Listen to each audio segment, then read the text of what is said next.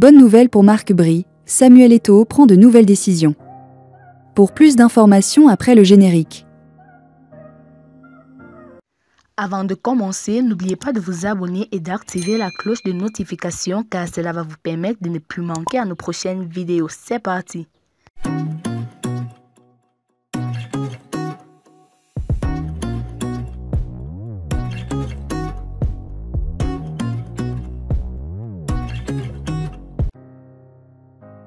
Après avoir déposé un document avec 18 motifs contre le sélectionneur des Lions indomptables, la Fédération camerounaise de football avait donné jusqu'au 14 mars au Belge pour s'aligner, sinon son poste était en danger. Ce 28 février 2025, la FECAFOOT est revenue sur sa décision en annulant la réunion qui devrait avoir lieu le 14 mars. Il n'y aura plus de réunion du comité exécutif de la Fédération camerounaise de football le 14 mars prochain. L'instance faîtière du football camerounais vient d'annuler cette réunion ce 28 février 2025. Cette assise s'annonçait comme une sorte de procès à l'endroit du sélectionneur national Marc Bry. En effet, lors de l'audience accordée par Narcisse Mouelkombi au comité exécutif de la FECAFOOT, la fédération avait déposé un document détaillé de 18 fautes attribuées au tacticien belge. Céline Eco, vice-présidente de la FECAFOOT et ses compagnons avaient donné jusqu'au 14 mars à Marc Bry pour présenter des excuses à sa tutelle. Après ce délai, la FECAFOOT allait se prononcer sur son séjour à la tête des Lions indomptables. Dans cette attente, Eto'o sort un revers qui surprend plus d'un. En fait, le président de la FECAFOOT, par l'annulation de cette réunion, souhaite désormais établir un climat de paix entre le coach et sa tutelle pour rejoindre les mots du président Paul Biya qui, après avoir félicité les Lions indomptables pour leur qualification à la Coupe d'Afrique des Nations 2025, invitait les dirigeants du football à plus de responsabilité et de collaboration.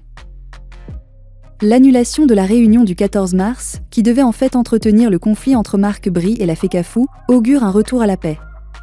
S'il est vrai que le motif qui a poussé Samuel Eto'o à annuler cette assise est de répondre favorablement au discours du chef de l'État, il est donc clair que le président de la fédération veut désormais établir un climat de paix et de sérénité autour des Lions indomptables. De plus, l'équipe nationale du Cameroun va aborder dans les prochains jours les 5e et 6e journées des éliminatoires du Mondial 2026.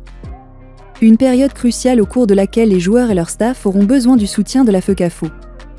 Cette nouvelle phase peut définitivement enterrer la hache de guerre entre Marc Bry et Samuel Eto'o. La cérémonie du Ballon d'Or bat au plein au Palais des Congrès de Yaoundé dans une belle ambiance. Les premiers trophées ont déjà trouvé preneur jusqu'ici. Même si la soirée est encore longue, il revenait à Samuel Eto'o fils de donner le coup d'envoi. En effet, il est resté égal à lui-même. Dans son discours d'ouverture de cette 3e édition du Ballon d'Or sous son règne, le président de la FECAFOOT a distribué des bons points.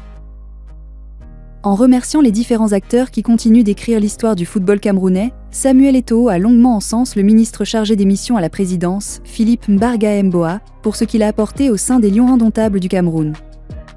Comme on pouvait s'y attendre, le président de la FECAFOOT a envoyé des « mots gentils » au ministre des Sports et de l'Éducation physique.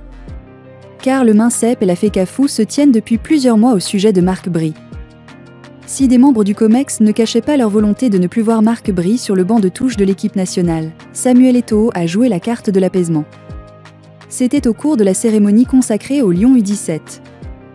On a encore senti cette volonté sur les hauteurs du Palais des Congrès ce soir. De nombreux acteurs veulent voir des relations apaisées entre les deux institutions. Je voudrais aussi dire merci à mon ministre de tutelle qui est là ce soir. Il est vrai que mon patron et moi avions vu certaines situations sous des angles un peu opposés. Mais c'est ça qui est bien parce que cela nous permet de nous améliorer. Monsieur le ministre, le président d'une de vos fédérations voudrait vous dire merci. Merci de nous permettre de nous améliorer. Samuel Eto'o fils dans son discours d'ouverture de la cérémonie de Ballon d'Or 2024.